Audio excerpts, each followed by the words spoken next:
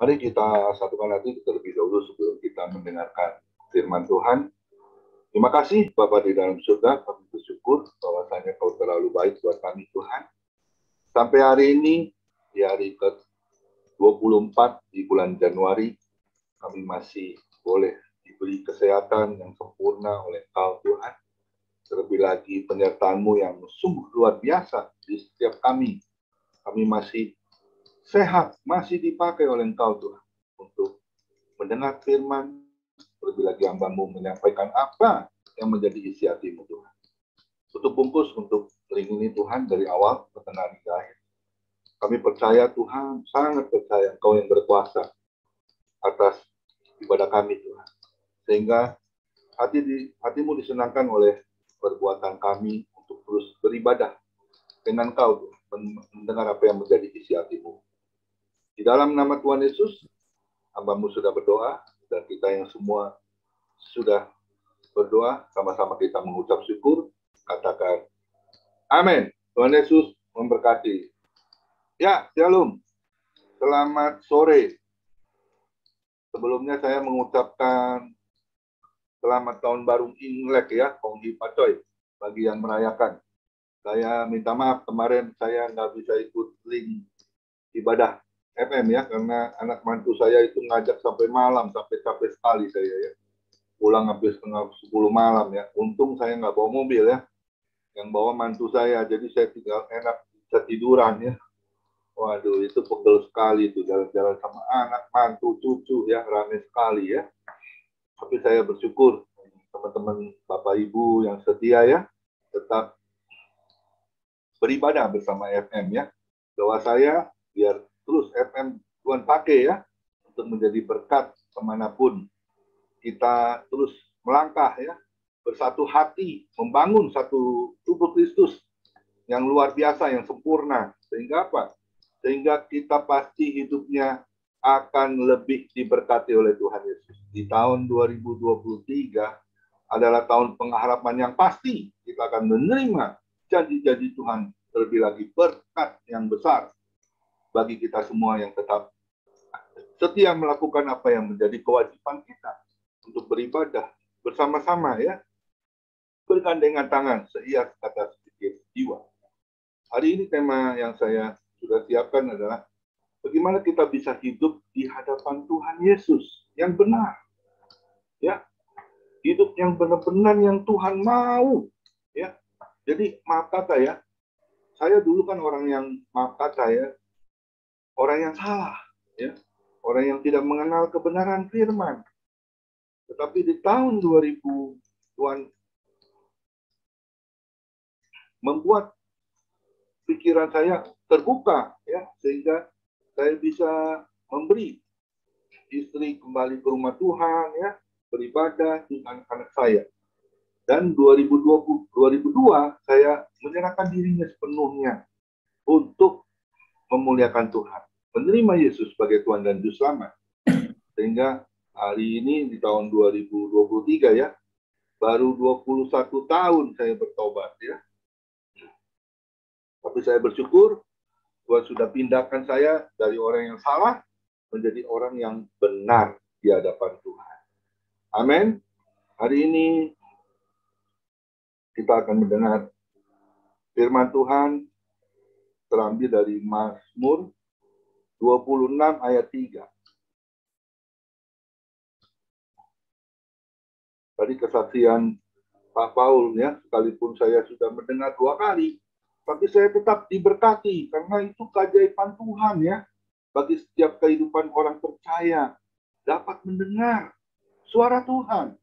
Ya, saya pernah bercerita sama teman saya, sampai dia bertanya sama saya, gimana itu kami bisa dengar suara Tuhan? Saya seumur-umur, saya sudah usia 69 tahun, belum pernah dengar suara Tuhan. Saya juga bingung ya jawabnya ya. Cuma saya bilang gini, kalau kita melekat terus cinta firman Tuhan, terus kita rajin berdoa, rajin bermazmur, bernyanyi, dan saya percaya itu Tuhan akan berikan kepekaan pada telinga kita, sehingga kita boleh mendengar apa yang menjadi isi hati Tuhan. Memang nggak semua ya. sudah 3 keajaiban yang Tuhan beri dalam kehidupan saya. Ya, ketika saya pernah bercerita ya, ketika istri saya cincin kawinnya hilang, cincin kawin kami berdua hilang tuh istri saya punya. Ya, 1 tahun dicari nggak ketemu. Tapi ketika saya habis mandi sore, saya mau pelayanan, itu suara Tuhan audible. Dia bilang apa? Itu cincin kawinnya tidak hilang, kamu periksa di laci. Laci yang kecil di situ ada. Saya langsung ngomong sama istri saya, Mas, itu cincin ada di laci kecil itu. Ah, udah dicari nggak? Udah, Tuhan bilang sama saya. Itu saya buka sama-sama, dibuka. Sampai istri saya bilang, oh kayaknya papa nih ngumpetin, aduh, Tuhan. Itu saya dengar sekali. Ya, terlebih lagi hal yang kedua, ya, ketika saya kena stroke, ya, saya berdoa sama Tuhan. Ya Tuhan, saya punya ruko, sudah nggak mau orang kontrak lagi. Gimana ini Tuhan? Tuhan nggak jawab. Tapi ketika bulan itu, waktu itu kalau nggak salah bulan Juli ya, saya minta sama Tuhan bulan Juli 2016. Anak saya waktu itu mau merit bulan Desember 2016. Saya berdoa supaya Tuhan kirim ada yang penyewa ruko saya. Ya. Tahu-taunya malah saya dikasih kena stroke.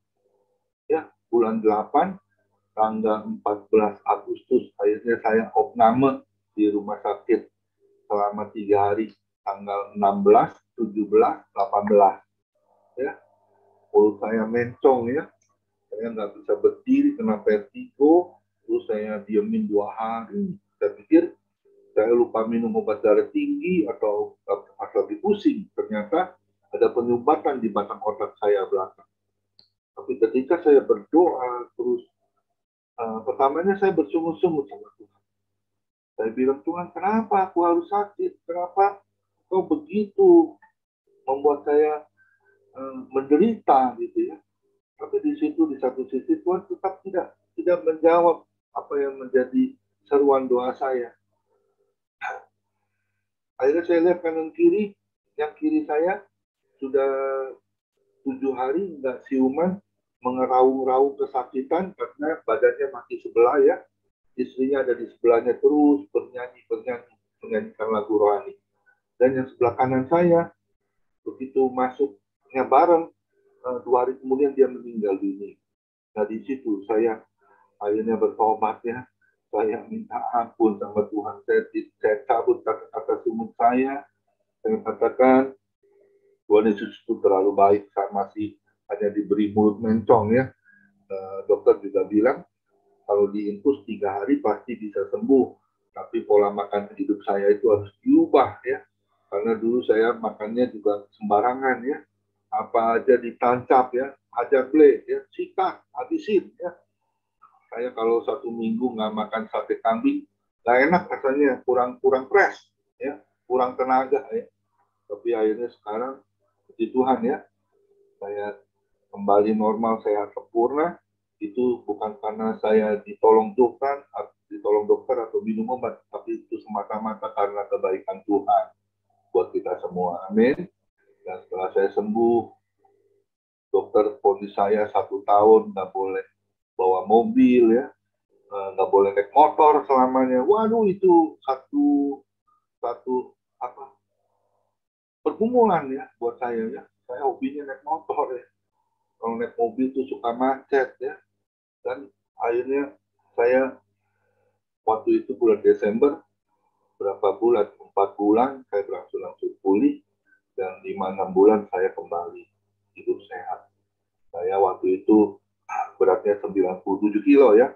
Karena kena stroke saya jadi beratnya 83 kilo. Kita harus waspada ya buat ya, kesehatan kita ya. Jaga dari sekarang, karena kemarin juga saya dengar dari tetangga sebelah, mantunya baru usia 35 tahun hampir kena stroke, namanya vertigo ya. 35 tahun istrinya kena, mantunya ya. memang ini bukan saya menakuti ya. Kalau kita harus jaga makan ya. Jangan kita pikir kita suka. All you can eat itu kan kesukaan anak-anak muda ya. Makan sepuasnya sampai kenyang ya. Itu dulu juga saya pernah menjalankan hal seperti itu. Akhirnya sekarang saya bertobat ya. Saya udah makan daging-daging yang benar-benar membawa kolesterol yang tinggi ya. Kita harus jaga itu benar-benar sehingga kita bisa hidup benar-benar diberkati oleh Tuhan. Amin. Ketika saya sembuh, yang Tuhan mau audible di suara saya, bolehkah tempat itu aku pakai untuk tempat beribadah? Akhirnya sampai hari ini tempat untuk saya untuk beribadah ya, kepada Tuhan. Ya, saya jadi teringat Tuhan kasih ayat firman Tuhan di Yesaya 54 ayat 2. Lapangkanlah tempat kemahmu. Jangan engkau berhemat. Panjangkanlah patok-patok tiangmu. Keturunanmu akan mengembang ke kanan dan kiri. Dan anak cucumu akan mendiami kota yang sunyi. Tentunya kita akan diberkati oleh Tuhan. Amin. Hari ini tema khotbah saya adalah hidup benar di hadapan Tuhan Yesus. Mazmur 26 ayat 3 yang mengatakan, sebab mataku tertuju pada kasih setiamu dan aku hidup dalam kebenaranmu. Amin. Ya, kita harus terus mata yang selalu tertuju pada kasih setia Tuhan. Ya, dan kita harus hidup dalam kebenarannya. Tidak ada jalan yang lain yang harus kita tempuh kecuali di jalan kebenaran firman Tuhan. Amin. Semua mau diberkati Tuhan nggak hidupnya? Boleh lambai-lambaikan tangan ya. Dan saya percaya semua pasti mau ya diberkati oleh Tuhan ya. Pasti ya, semua pasti mau diberkati. Nah mau sedikit kan pasti ya, maunya yang banyak. Ya, amin. Kalau kita mau yang banyak berkatnya, kita matanya harus tertuju kepada Tuhan, yaitu kepada firman-Nya, kebenarannya. Kita lihat lagi di ayat Kejadian 6, ayat 23, ayat 12. Kejadian 6, ayat 12. Allah menilik bumi itu, dan sungguhlah rusak benar, sebab semua manusia menjalankan hidup yang rusak di bumi. Waduh, ini ngeri sekali loh ketika saya baca firman ini. Ya, bahkan ada firman yang mengatakan Tuhan Yesus untuk menyesal ya menciptakan manusia ya, karena maaf kata ya di dunia ini kalau maaf kata nih kalau kita tidak punya Tuhan, waduh ngeri kali ya, seperti kayak lampu merah deh. Kalau di dunia ini kehidupan manusia kalau nggak ada lampu merah, wah saya rasa bisa tiap hari ada kejadian kecelakaan ya, tabrakan beruntun ya, tabrakan saling mau mendahului, saling mau rebut, saling mau nyerobot ya. Tapi di dalam kehidupan manusia aja kita harus membuat satu benar pedoman hidup ya, peringatan untuk kita bisa mentaati rambu-rambu lalu lintas ya. Kalau enggak, waduh, nggak bisa hidup sampai hari ini ya. Tentunya kita juga harus dibekali oleh firman Tuhan dalam kehidupan orang percaya. Amin. Ya, saya katakan saya tidak bisa hidup tanpa firman Tuhan. Karena firman Tuhan itu yang sungguh menolong dan meneguhkan saya sampai hari ini. Saya tetap eksis, saya tetap kuat di dalam Tuhan. Amin. Kita lihat lagi. Kejadian 6 ayat 9. Inilah riwayat Nuh. Nuh adalah seorang yang benar dan tidak bercela di antara orang-orang sesamanya. Dan Nuh itu hidup bergaul dengan Allah. Ini ya, ada kisah di dalam Alkitab, yaitu seorang Nuh, ya, yang benar-benar adalah seorang yang benar dan tidak bercela di antara orang-orang sesamanya. Dan Nuh itu hidup bergaul dengan Allah. Bagaimana dengan kehidupan kita? Kita lihat kisah Nuh ya, yang luar biasa. Ya, kenapa dia bisa diberkati oleh Tuhan? Ya, dia bisa mendengar apa yang menjadi pesan Tuhan. Ya, membangun satu perahu yang besar di puncak yang gunung yang tinggi. Ya, kalau orang pikir, wah ini orangnya nggak benar nih. Masa buat kapal di tengah gunung, di atas gunung, ya kan mau ngapain gitu loh? Ternyata ada musibah yang besar yang akan terjadi. Dia sudah diberikan pewahyuan oleh Tuhan untuk dia melakukan apa yang menjadi kemauan Tuhan sehingga dia tertolong. Amin. Lebih lagi kita lihat Daud. Ya. 1 Raja-Raja 11 ayat 38. Dan jika engkau mendengarkan segala yang kuperintahkan kepadamu dan hidup menurut jalan yang kutunjukkan dan melakukan apa yang benar di mataku dengan tetap mengikuti segala kehidupan dan perintahku seperti yang telah dilakukan oleh hambaku Daud, maka aku akan menyertai engkau dan aku akan membangunkan bagimu dan aku akan membangunkan bagimu suatu keluarga yang penuh seperti kubangunkan bagi Daud dan aku akan memberikan orang Israel kepadamu. Nah, ini ya, luar biasa ini kebaikan Tuhan kepada Daud. Bahkan dikatakan di 2 Raja-Raja 22 ayat 2. Ia melakukan apa yang benar di mata Tuhan dan hidup sama seperti Daud, bapa leluhurnya, dan tidak menyimpang ke kanan atau ke kiri. Bagaimana dengan kehidupan kita? Kita suka menyimpang nggak ke kanan dan ke kiri?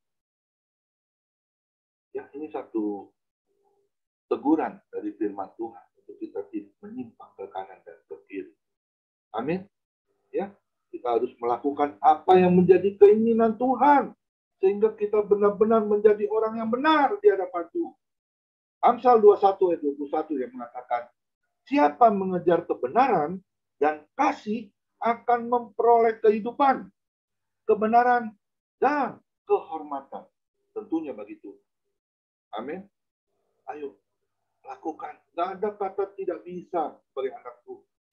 Kita harus melakukan apa yang menjadi keinginan Tuhan di dalam firman-Nya. Amin. Amsal 11 ayat 19 yang mengatakan, siapa berpegang pada kebenaran yang sejati menuju hidup, tetapi siapa mengejar kejahatan menuju kematian. Ya, kita kan nggak mau ya kalau menuju kematian ya, itu kesengsaraan yang abadi ya, di neraka ya. Hati-hati sebagai kehidupan orang percaya.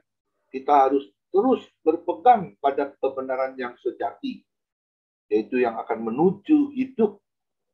Tetapi siapa mengejar kejahatan menuju kematian. Ada 3 hal poin yang harus kita dengar sebagai orang yang benar-benar hidup di dalam kebenarannya, tentunya di hadapannya. Amin. Gak mudah. Memang gak mudah. Ya. Tapi kita harus lakukan bersama Yesus, kita sanggup melakukannya. Amin. Setuju dengan saya ya? Beri kemuliaan dulu buat Tuhan Yesus. Dan kita melihat poin yang pertama. Kita akan baca dulu firman-Nya ya. Apa sih yang menjadi keinginan Tuhan untuk kita bisa hidup benar di hadapannya? Kita baca di Ibrani 10 ayat 35 sampai 39. Saya akan baca secara cepat, sebab itu janganlah kamu melepaskan kepercayaanmu, karena besar upah yang menantinya. Sebab kamu memerlukan ketekunan, supaya sesudah kamu melakukan kehendak Allah, kamu memperoleh apa yang dijanjikannya itu. Sebab sedikit, bahkan sangat sedikit waktu lagi, dan ia akan datang. Sudah akan ada tanpa menangguhkan kedatangannya. Tetapi orangku yang benar akan hidup oleh iman. Dan apabila ia mengundurkan diri, maka aku tidak berkenan kepadanya.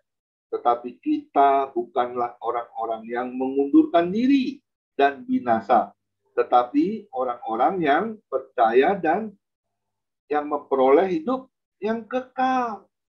Amin. Ya, kita harus benar-benar dapat memperoleh yang hidup, yang tentunya yang kekal. Amin. Ya. Jadi poin yang pertama, yang saya kutip dari firman Ibrani 10 sampai dari ayat 35 sampai 39 adalah kita harus memiliki iman percaya hanya kepada Tuhan Yesus Kristus. Tidak ada yang lain. Amin. Ya, kita harus memperolehnya kehidupan tentunya dari iman, tetap percaya kepada Tuhan. Tadi saya sudah katakan ya, terlebih lagi tadi Ibu Adeline sudah menyanyikan sebuah lagu ya. Sekalipun aku dalam lembah kelam, ku tak takut sebab kau bersertaku.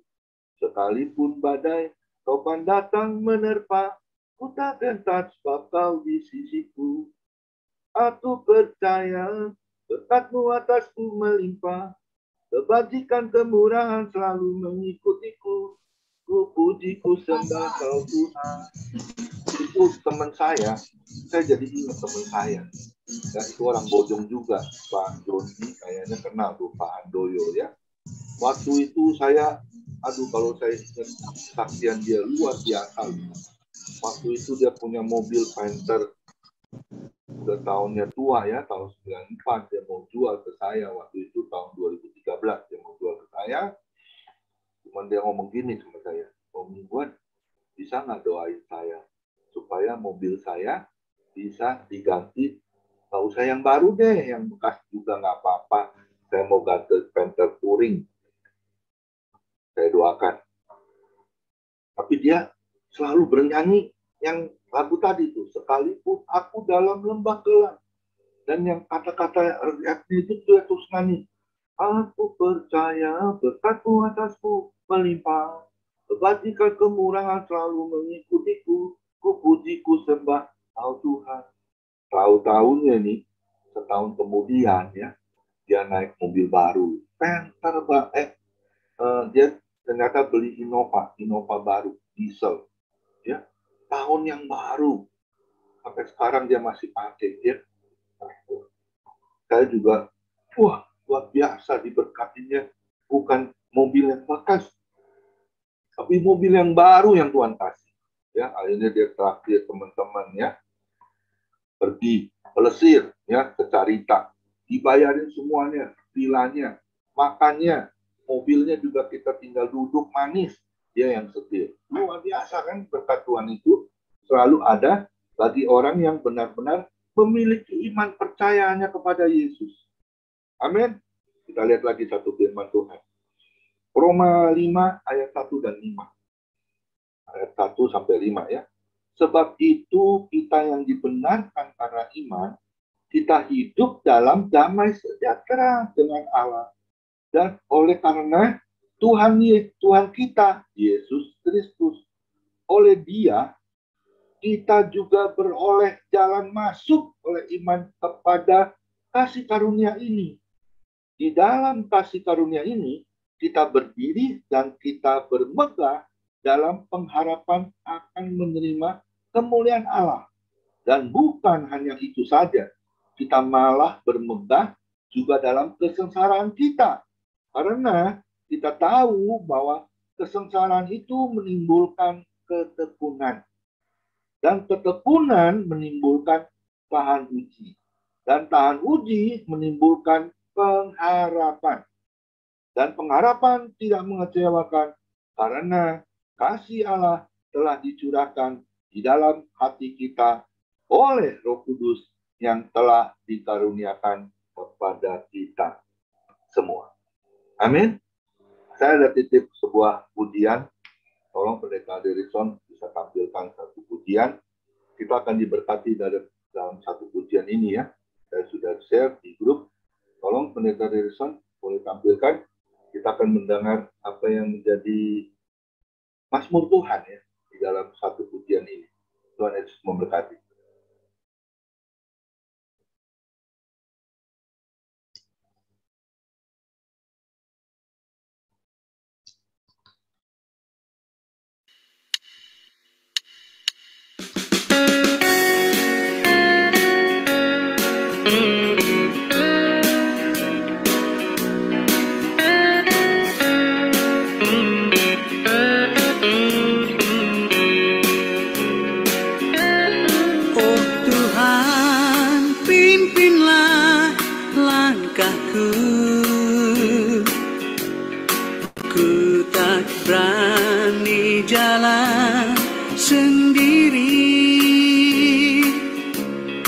sertamu itulah doaku.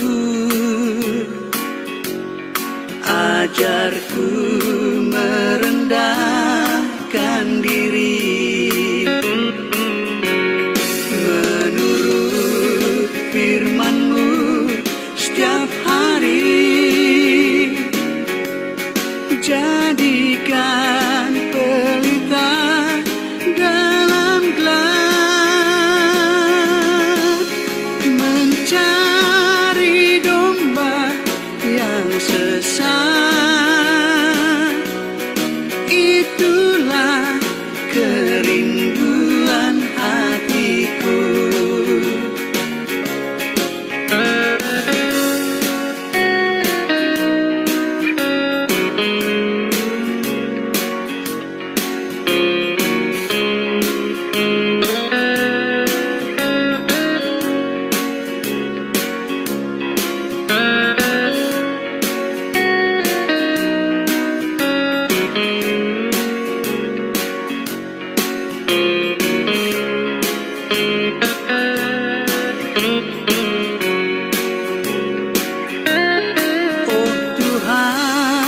Pimpinlah langkahku,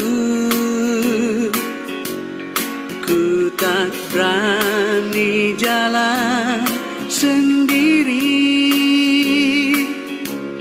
Sertamu itulah doaku.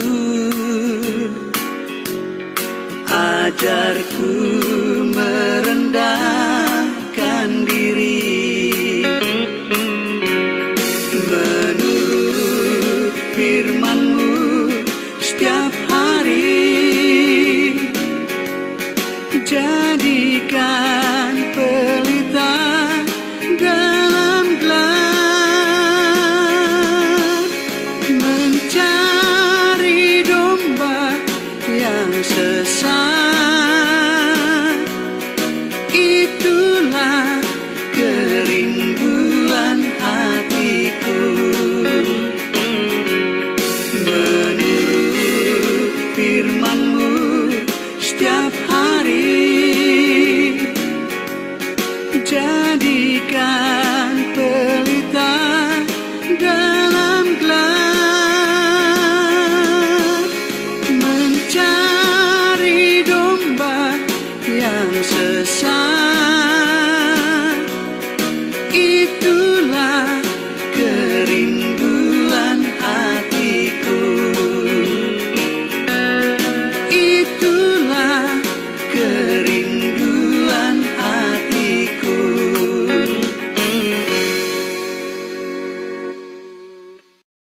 Ya, luar biasa ya pujiannya ya. Memang kita harus tetap ada pengharapan di dalam Tuhan Yesus. Terlebih lagi kita harus bagikan kepada buat orang yang belum percaya kepada Tuhan Yesus. Ya. Kita impartasikan iman percaya kita kepada semua orang, sehingga orang boleh datang kepada Tuhan Yesus. Amin. Ya, katakan Tuhan Yesus itu terlalu baik. Sungguh ajaib dalam setiap kehidupan kita. Amin. Dia yang selalu menolong. Dia yang selalu membuka jalan di saat kita tiada jalan. Amin. Ya, kita harus benar-benar menjadi apa yang menjadi keinginan Tuhan. Tetap memiliki iman percaya. Sampai kapan? Ya, sampai hari hidup kita. Amin. Ya, sampai akhir kita menutup mata. Pulang ke rumah Bapa di surga. Ya, kita harus lakukan apa yang menjadi keinginan Tuhan, bukan keinginan kita. Terlebih lagi kesukaan Tuhan. Itu yang harus kita lakukan. Harus kita ciptakan dalam hidup kita. Sebagai orang yang benar di hadapan Tuhan. Amin. Ya, kita melihat hal yang kedua. Boleh beri kemuliaan dulu buat Tuhan Yesus. Sungguh luar biasa ya. Tuhan Yesus baik ya. Memberi iman percaya kita. Sungguh luar biasa ya. Dan sungguh dapat memberkati hidup kita. Tiap hari. Kita lihat hal yang kedua. Kita baca di Roma 6 ayat 11 sampai 14. Demikianlah hendaknya kamu memandangnya, bahwa kamu telah mati bagi dosa, tetapi kamu hidup bagi Allah dalam Kristus Yesus. Sebab itu hendaklah dosa jangan berkuasa lagi di dalam tubuhmu yang fana, supaya kamu jangan lagi menuruti keinginannya. Dan janganlah kamu menyerahkan anggota-anggota tubuhmu kepada dosa untuk dipakai sebagai senjata kelaliman.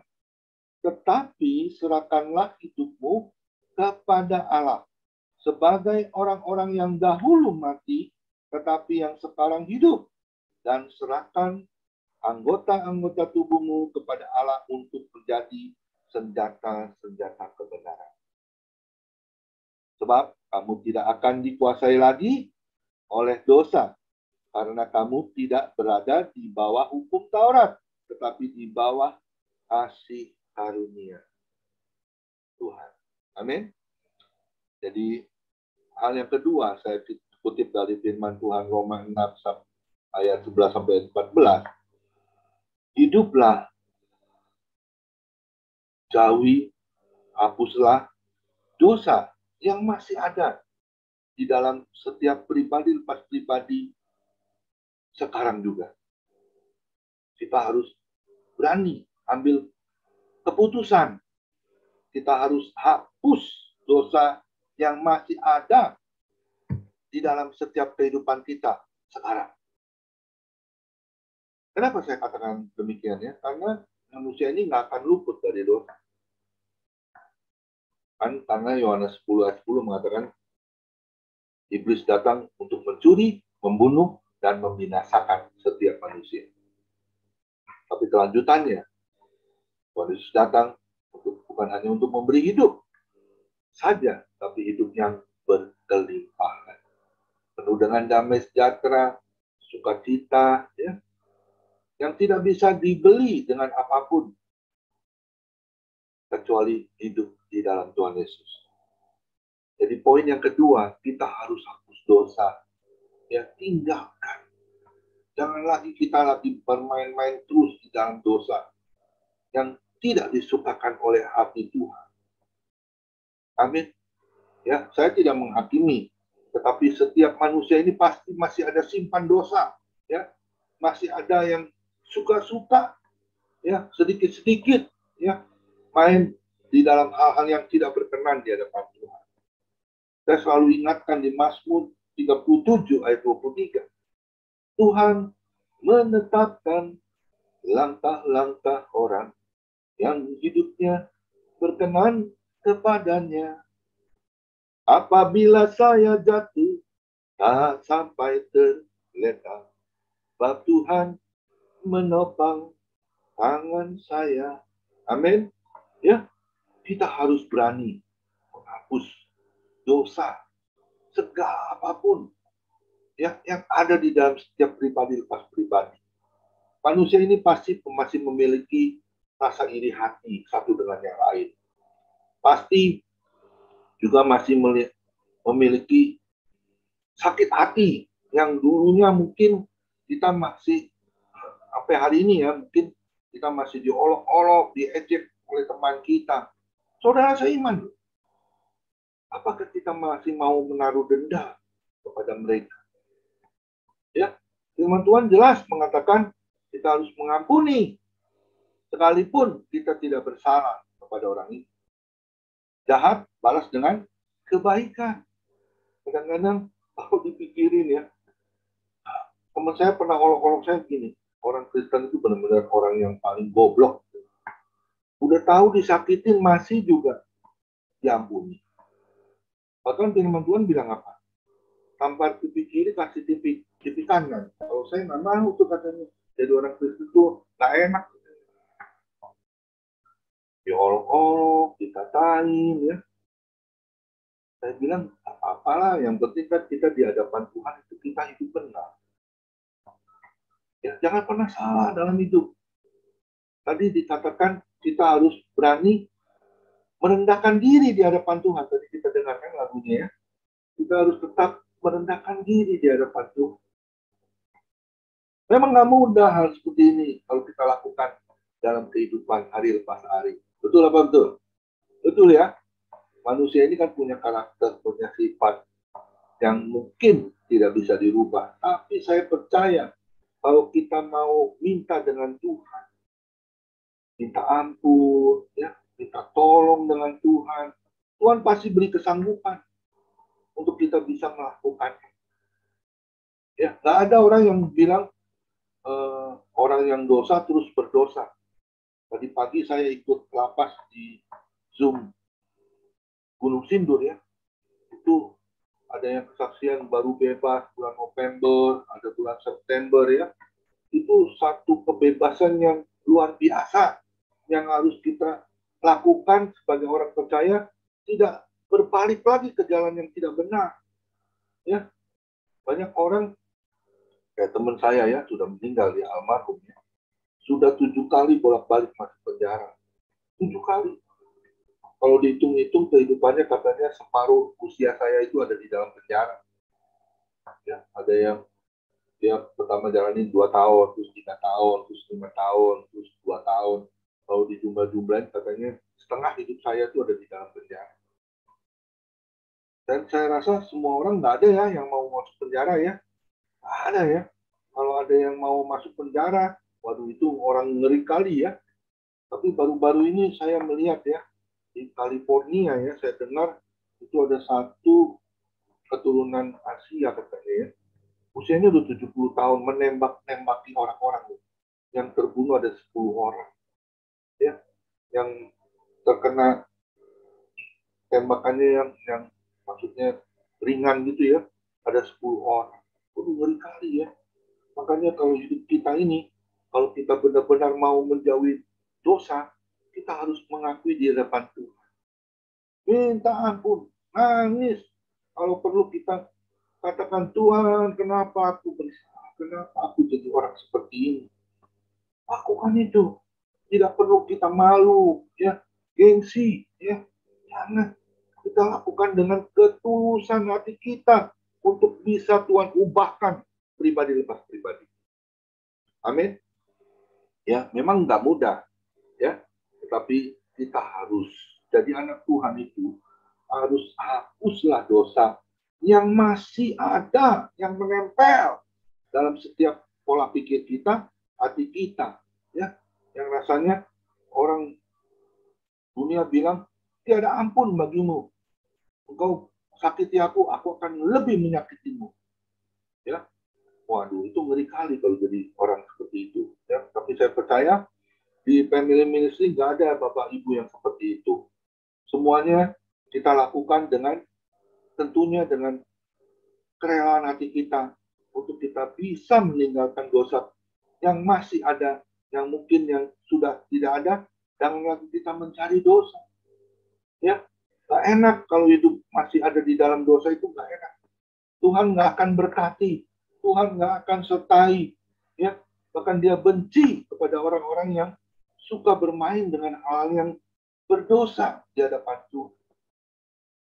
Amin. Kita kan bukan lagi hamba dosa, tapi kita benar-benar menjadi hamba Tuhan yang mau dibentuk oleh Tuhan seturut dengan kehendaknya. Kita lihat lagi satu firman Tuhan. Tidak ada orang siapapun yang, maaf kata ya, berulang kali saya katakan, tidak ada orang pun yang kebal akan dosa. Semua pasti bisa jatuh ke dalam dosa. Tapi kita harus ingat tuh 2 Korintus 5 ayat 17. Jadi siapa yang ada di dalam Kristus, ia adalah ciptaan baru. Yang lama sudah berlalu, sesungguhnya yang baru sudah datang. Amin. Kita lihat lagi 1 Timotius 1 ayat 15. Perkataan ini benar dan patut diterima sepenuhnya. Kristus Yesus datang ke dunia untuk menyelamatkan orang berdosa. Dan di antara mereka, akulah yang paling berdosa. Ya, saya dulu pernah katakan begini, kok saya sih? Saya kan orang yang berdosa ya, yang pernah juga menghujat Tuhan ya, yang suka ngata-ngatain ya orang Kristen ya. Kok saya sih ini yang dipilih oleh Tuhan? Bingung juga ya. Dan itu kasih Tuhan. Kasih setianya Tuhan buat kita semua. Anak-anak orang yang percaya kepada Dia. Amin. Kasih setia Tuhan itu sepanjang hidup kita loh. Ya, saya selalu ingat tuh Yesaya 34 ayat 16. Yang hilang akan kucari, yang sakit akan kubalut, ya, bahkan yang gemuk akan tetap kupelihara. Itu kasih setia Tuhan buat kita semua yang mau bertobat sungguh-sungguh di hadapan Tuhan. Jangan lagi cuci tangan, bersihin segala apapun hal-hal yang tidak disukakan oleh Tuhan. Hal-hal yang berdosa, iri hati, ya, saling mendengki, ya, saling sikut sana, sikut sini. Ya, firman Tuhan itu jelas mengatakan, besi menajamkan besi, sesama menajamkan sesamanya. Aduh, ngeri kali kalau hal itu sampai terjadi, ya. Jangan ada perpecahan di dalam satu tubuh Kristus. Amin. Ya, kita harus membangun tentunya dengan kerendahan hati kita, dengan kehidupan yang harus kita ciptakan sebagai anak-anak Tuhan yang mau terus melakukan perkenanan Tuhan. Sehingga hidup kita pasti akan diberkati oleh Tuhan. Amin. Kita lihat lagi satu firman Tuhan. 1 Timotius 4 ayat 16. Awasilah dirimu sendiri dan awasilah ajaranmu. Bertekunlah dalam semuanya itu. Karena dengan berbuat demikian, engkau akan menyelamatkan dirimu dan semua orang yang mendengar engkau. Amin. Satu orang yang bertobat sungguh-sungguh, itu akan membawa dampak. Semua orang juga akan mengikuti kepada orang yang tidak mau melakukan hal yang berdosa lagi. Tentunya, pasti akan menjadi orang yang benar di hadapan Tuhan Yesus. Amin. Ya, memang kita harus lakukan hal seperti itu, ya. Yesaya 3 ayat 19 sampai 21. Tetapi kalau engkau memperingatkan orang jahat itu dan ia tidak berbalik dari kejahatannya dan dari hidupnya yang jahat, ia akan mati dalam kesalahannya. Tetapi engkau telah menyelamatkan nyawamu. Tetapi jikalau engkau memperingatkan orang yang benar itu supaya ia jangan berbuat dosa, dan memang tidak berbuat dosa, ia akan tetap hidup sebab ia mau menerima peringatan dan engkau telah menyelamatkan nyawamu. Amin. Ya, lakukan. Bersama Yesus nggak ada yang suka. Ya, kita sudah ditahirkan oleh Tuhan. Bersih. Harus bersih di hadapan Tuhan. Amin. Ya, hidup yang bersih itu disukakan oleh Tuhan. Amin. Beri mulai dulu buat Tuhan Yesus. Kita masuk hal yang terakhir, yang ketiga. Apa hal yang ketiga, yang terakhir? Kita baca di Titus 3, ayat 7 sampai 9. Titus 3, ayat 7 sampai 9 mengatakan firman Tuhan, supaya kita sebagai orang-orang yang dibenarkan oleh kasih karunia-Nya berhak menerima hidup yang kekal sesuai dengan pengharapan kita. Perkataan ini benar dan aku mau supaya engkau dengan yakin menguatkannya, agar mereka yang sudah percaya kepada Allah sungguh-sungguh berusaha melakukan pekerjaan yang baik. Itulah yang baik, yang berguna bagi manusia. Tetapi hindarilah persoalan yang dicari-cari dan yang bodoh. Persoalan silsilah, percekcokan, dan pertengkaran mengenai hukum Taurat. Karena semua itu tidak berguna dan sia-sia belaka. Dari poin yang ketiga, kita sebagai orang yang mau hidup benar di hadapan Tuhan, saya kutip dari firman Tuhan Titus 3, 7-9, berarti kita harus hidup menuruti apa yang ada di ketetapannya, yaitu firman Tuhan. Amin.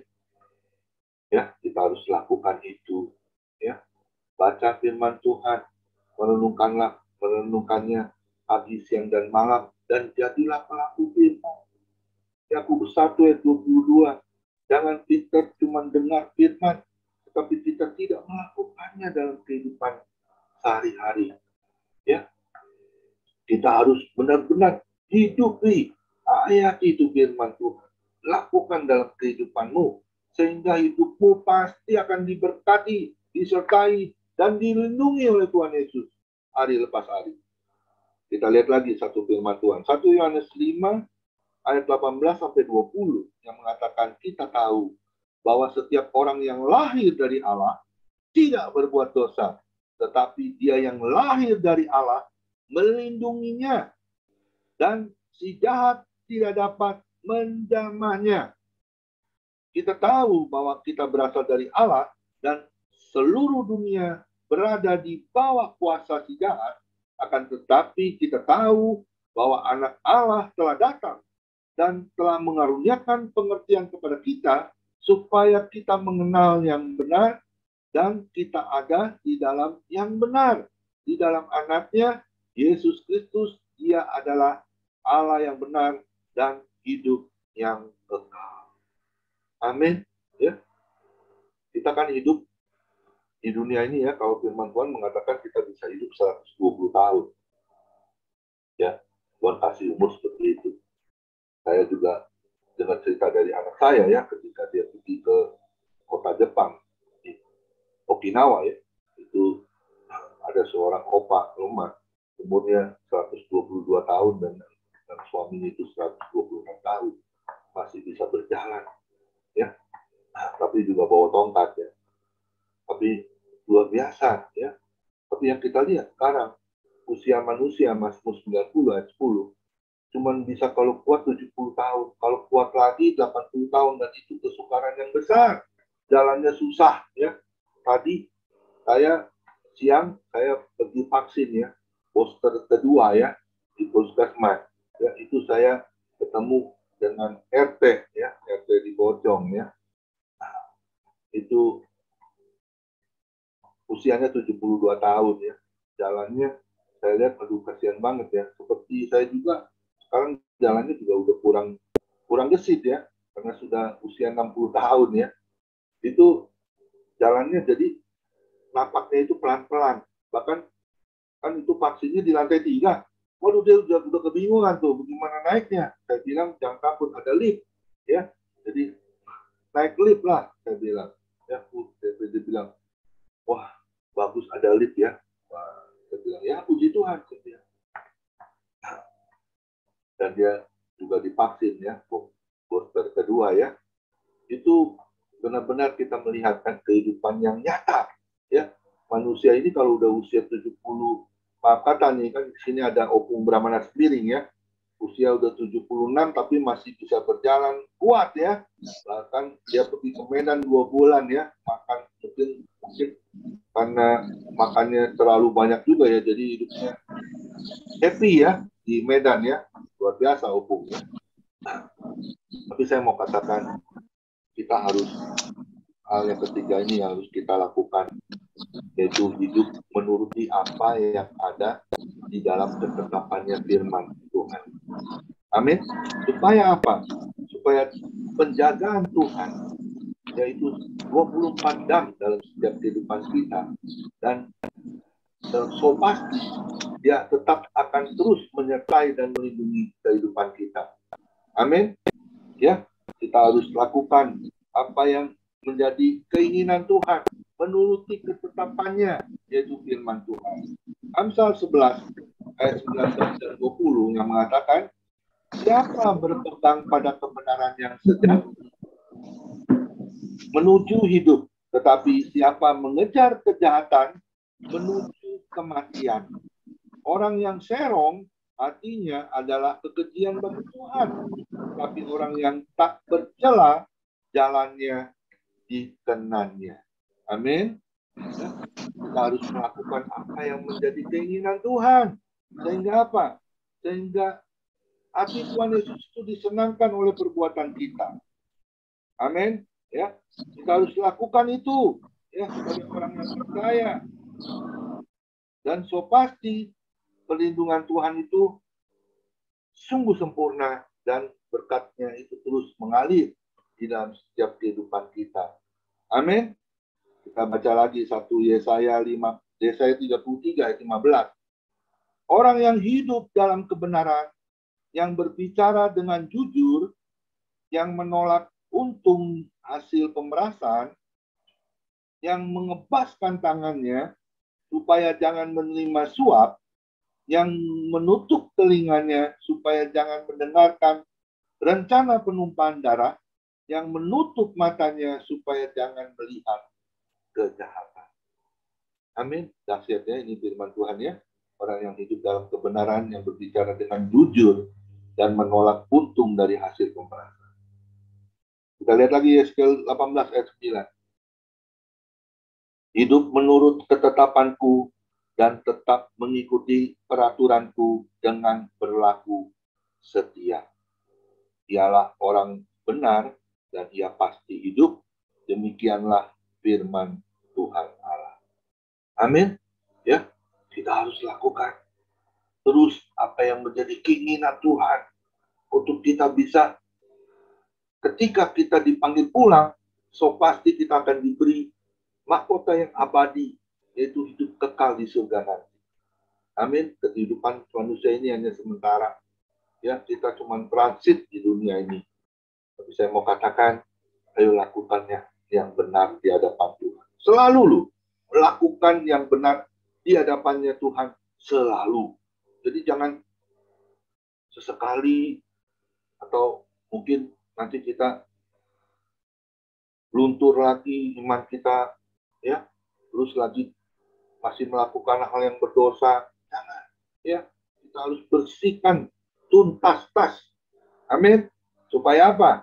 Supaya keturunan kita, anak mantu cucu kita diberkati oleh Tuhan Yesus. Amin. Sebagai alat penutup firman Tuhan, Yohanes 14 ayat 15. Itu semua pasti tahu ya, percaya ya. Jikalau kamu mengasihi aku, kamu akan menuruti segala perintahku. Amin. Saya ada titip sebuah lagu, video lagi. Kita dengarkan lagu ini, setelah itu saya akan tutup dalam doa. Tuhan Yesus memberkati kita semua. Silakan Pendeta Desa.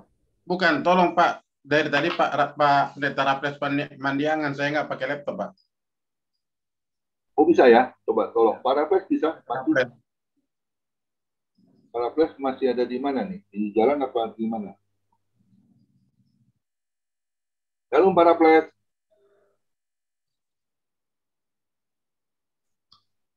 Yang kedua Pak, lagu yang kedua.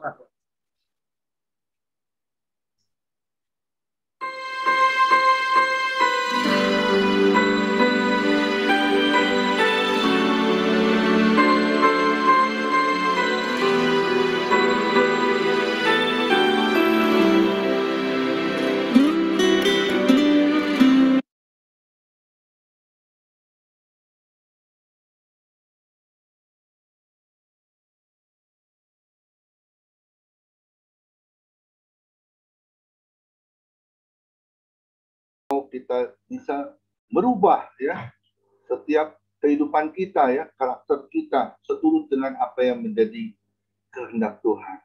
Amin. Kita akan tutup dalam doa. Terima kasih Bapa di dalam surga, Kau sungguh teramat baik Tuhan. Kami orang-orang yang tadinya bersalah dan kami sekarang sudah dibenarkan oleh Kau Tuhan. Kami mau jadi orang-orang yang benar di hadapan Tuhan. Ampuni segala dosa dan kesalahan kami Tuhan. Yang di tahun 2022 yang sudah kami lewati Tuhan. Dan kami mau memasuki yang sudah hari yang ke-24 di tahun 2023 ini Tuhan. Kiranya Kau tahirkan kami, sembuhkan kami Tuhan. Dari segala apapun bentuk yang tidak benar di hadapan Tuhan. Ampuni kami Tuhan, ampuni hamba-Mu, ampuni kami semua Tuhan. Kami mau hidup yang layak di hadapan-Mu Tuhan. Yang benar-benar dapat berkenan di hadapan-Mu Tuhan. Beri kami Tuhan tetap iman percaya kami yang teguh di dalam Engkau Tuhan. Dan kami yakin dan percaya penuh kepada Engkau Tuhan. Karena firman-Mu berkata, Tidak sekalipun aku meninggalkan Engkau. Ampuni kami Tuhan, terkadang kami yang suka meninggalkan Engkau. Kami lupa berdoa, kami lupa untuk bersekutu dengan Engkau Tuhan. Ampuni kami Tuhan, di tahun 2023 kami akan lebih sungguh Tuhan, memperbaiki kehidupan iman percaya kami hanya kepada Tuhan Yesus Kristus.